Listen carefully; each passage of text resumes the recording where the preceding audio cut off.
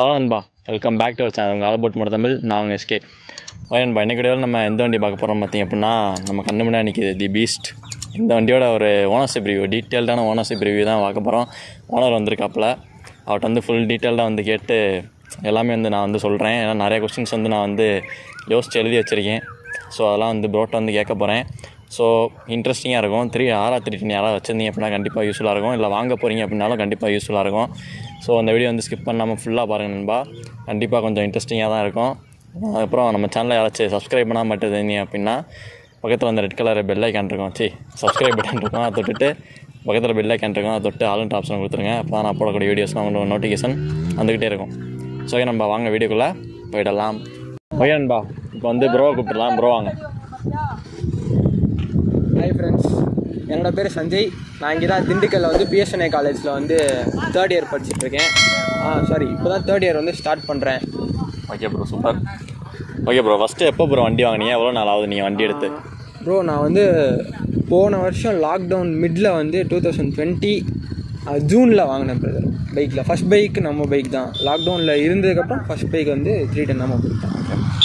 Okay bro, இந்த செக்மெண்ட்டுன்னு பார்த்தீங்க அப்படின்னா நிறையா வண்டி இருக்குது. GT இருக்குது, 650 இருக்குது, அப்புறம் RC 390 இருக்குது, டியூக் 390 இருக்குது, அட்வென்ச்சர் இருக்குது. ஏன் இந்த வண்டி எடுத்தீங்க ஸ்பெஷலாக? பிரதர், இந்த செக்மெண்ட் வந்து நான் எடுத்ததுக்கு ஒரே காரணம் கம்ஃபர்ட்னஸ் பிரதர். அதே மாதிரி இதோட ரைடிங் பொசிஷன் பார்த்தீங்கன்னா RCக்கும் இதுக்கும் வந்து ரைடிங் பொசிஷன் வந்து நல்லாவே டிஃப்ரெண்ட்டாக இருக்கும். RC வந்து கொஞ்சம் ஸ்டீப்பாக போகிற மாதிரி இருக்கும், பட் இது வந்து உங்களுக்கு கம்ஃபர்ட்டாக இருக்கும். ரொம்ப வந்து பெண்ட் பண்ணி முன்னாடி போகிற மாதிரி இருக்கும். அதுமாதிரி வந்து பெஸ்ட்டு டூரர் உங்களுக்கு நல்லா வந்து இதை டூரிங்க்கு யூஸ் பண்ணலாம்.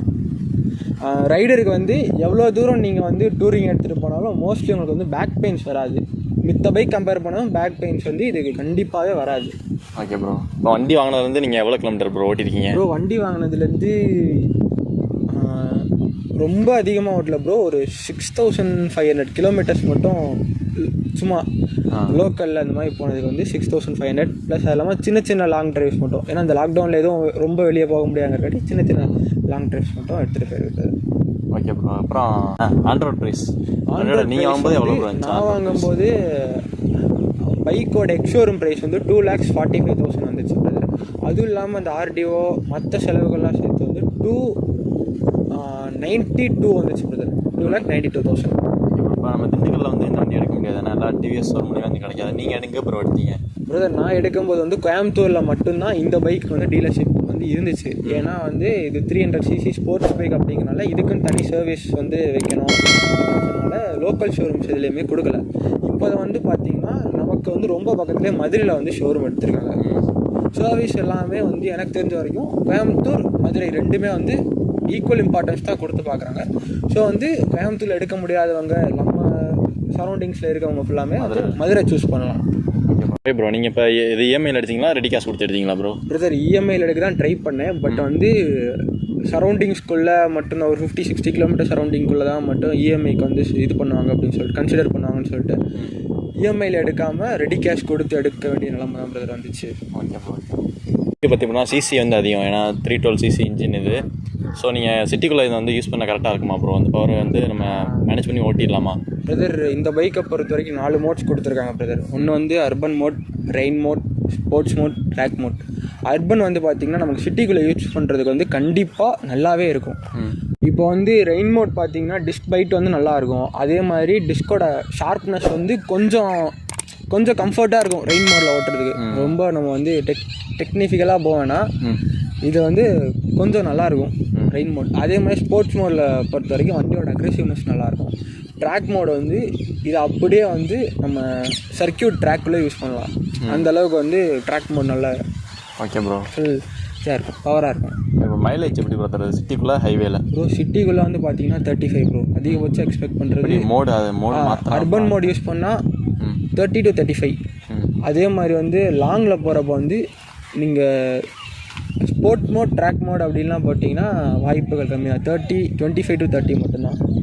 அதே மாதிரி வந்து நீங்கள் அர்பன்லேயே யூஸ் பண்ணீங்க அப்படின்னா ஒரு 40 கிடைக்க வாய்ப்பு இருக்குது. நான் ட்ரை பண்ணியிருக்கும் போது எனக்கு லாங் ட்ரிப் எடுத்துகிட்டு போகும்போது எனக்கு 40 கிடச்சிச்சு அர்பன் மோடில். ஆனால் ஹில்லில் வந்து நீங்கள் இதை ட்ரை பண்ண வாய்ப்பே இல்லை. ஆமாம், அது எல்லா வண்டியுமே கம்மியாக தான் இருக்கும். ஓகே ப்ரோ, டாப் ஸ்பீட் நீங்கள் எவ்வளோ ப்ரோ பண்ணியிருக்கீங்க இந்த வண்டியில்? பிரதர், டாப் ஸ்பீட் வந்து எல்லா கியர்ஸ் யூஸ் பண்ணி பண்ணப்போ வந்து 172 போச்சு. 172. ஓகே ப்ரோ இந்த வண்டி வந்து சர்வீஸ் எப்படி ப்ரோ இருக்குது, சர்வீஸ் காஸ்ட்டு?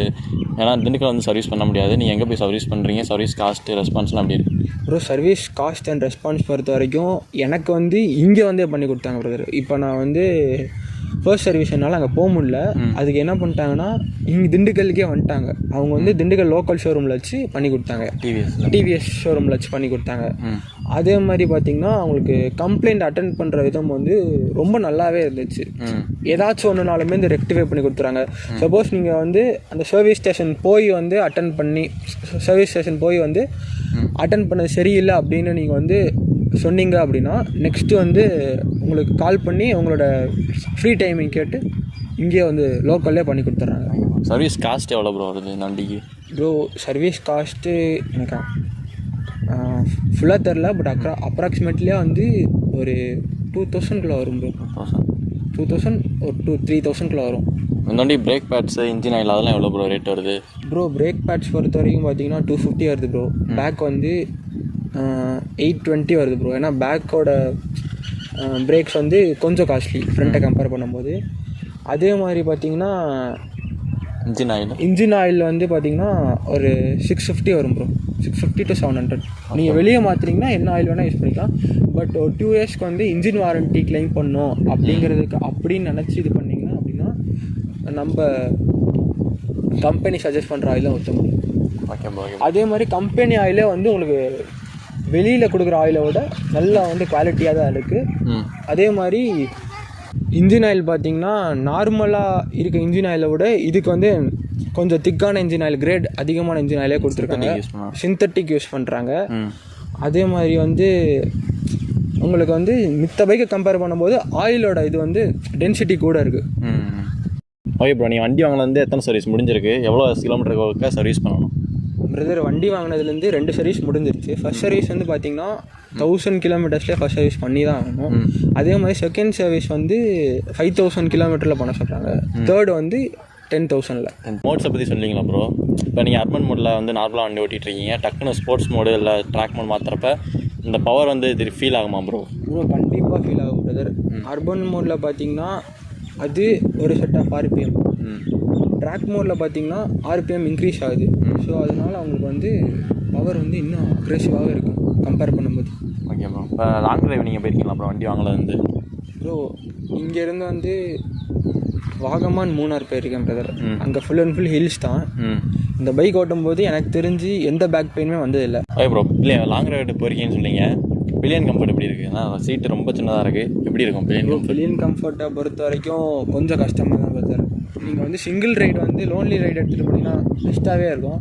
பட் பில்லியன் கூட்டிகிட்டு போனீங்க அப்படின்னா கொஞ்சம் கஷ்டப்படணும் கண்டிப்பாக. ஏன்னா ரொம்ப நேரம் உங்களால் பின்னாடி உட்கார முடியாது. அது மாதிரி பேக் ஷீட்டோட குஷன் வந்து பில்லியன் ஷீட்டோட குஷன் ரொம்ப கம்மியாகும். அப்புறம் இந்த வண்டியில் வைப்ரேஷன் ஃபீல் ஆகுதா அப்புறம் எங்கேயும் டாப் ஸ்பீடு அடிக்கும் போதோ இல்லை ஒரு 120 130 தாண்டும் போது அந்த மாதிரி? ப்ரோ எல்லா ஸ்கூப்டு பைக்ஸ்லையும் கண்டிப்பாக வைப்ரேஷன் ஃபீல் ஆகாதான் செய்யும். பட் மித்த பைக்கை கம்பேர் பண்ணும்போது இதில் கொஞ்சம் பரவாயில்ல ப்ரோ.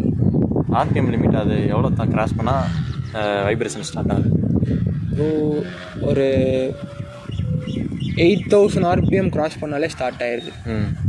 8000 ஆர்பிஎம் ஸ்டார்ட் பண்ண பைக்கில் ஹீட்டாக வைப்ரேட் ஆக ஆரம்பிச்சிடும். இப்போ நார்மல் நீங்கள் வந்து கேபிள்ஸ் இருக்க ஆக்சிலேட்டர் கேபிள் இருக்க வண்டியும் ஓட்டியிருப்பீங்க, அதுக்கு என்ன டிஃப்ரென்ஸ் தெரியுது பிரதர்? அதை கம்பேர் பண்ணும்போது வண்டி வந்து எனக்கு தெரிஞ்சு குவிக்காக இருக்க மாதிரி இருக்குது பிரதர். குவிக்னஸ் வந்து ரொம்ப அதிகமாகவே இருக்குது. Okay bro. வண்டியோட பிரேக்கிங் எப்படி ப்ரோ இருக்குது பிரதர்? இதில் வந்து பார்த்தீங்கன்னா ஏபிஎஸ் பிரேக்கிங் சிஸ்டம்ஸ் கொடுத்துருக்காங்க பிரதர். அது வந்து ஃப்ரண்ட் ஏபிஎஸ் வந்து 100% என்னை பொறுத்த வரைக்கும் சூப்பராக இருக்குது. பேக் வந்து பார்த்தீங்கன்னா சென்சார் டைப்பில் கொடுத்துருக்காங்க. அது என்ன அப்படின்னா நார்மல் பைக்கை விட இதுக்கு வந்து பேக் வந்து கொஞ்சம் கம்மியாக, ஃப்ரண்ட்டை விட கொஞ்சம் கம்மியாக தான். ஓகே, அப்புறம் வந்து வண்டி டயர் கான்ஃபிடன்ஸ் எப்படி ப்ரோ இருக்குது? மெச்சலின் டயர் கொடுத்துருக்காங்க, எப்படி இருக்குது கான்ஃபிடன்ஸ்? டயரை பொறுத்த வரைக்கும் ரொம்ப சூப்பராக இருக்குது பிரதர். கார்னரிங்லாம் அந்த ஹில் இது பண்ணும்போது கார்னர் பண்ணும்போதுலாம் கான்ஃபிடெண்ட்டாக கார்னர் பண்ணுறான் நீங்கள். அதே மாதிரி வந்து டயர் வந்து ஸ்போர்ட்ஸ் டயர்ஸ் அப்படின்னு சொல்லி கொடுத்துருக்காங்க, நல்லாவும் இருக்குது. பழைய டயர் கம்பேர் பண்ணும்போது BS6 வந்து டயர்ஸ் வந்து நல்லா இருக்குது. ஓகே ப்ரோ, இப்போ நான் ஒரு சில ரிவ்யூஸ்லாம் பார்த்தேன். போதும் வண்டி வந்து ஃபஸ்ட்டு லான்ச் பண்ணும்போது நான் வந்து பார்த்துருந்தேன். ஒரு சில நிறைய பேர் வந்து சொன்னது வந்து இந்த பிளாஸ்டிக் குவாலிட்டி வந்து கொஞ்சம் வந்து இதாக கொடுத்துருக்காங்க, கம்மியாக கொடுத்துருக்காங்க, அப்படின்னு சொல்லியிருக்காங்க. உங்களுக்கு எப்படி ப்ரோ தோணுது அது? பிரதர் BS4 அப்படி கொடுத்துருந்தாங்க. பட் BS4 கம்பேர் பண்ணும்போது BS6 வந்து ரொம்ப நல்லாவே இருக்குது. அது மாதிரி BS4ல் பார்த்தீங்கன்னா வைப்ரேஷன் ஓவராக இருக்குன்னு சொல்லியிருந்தாங்க.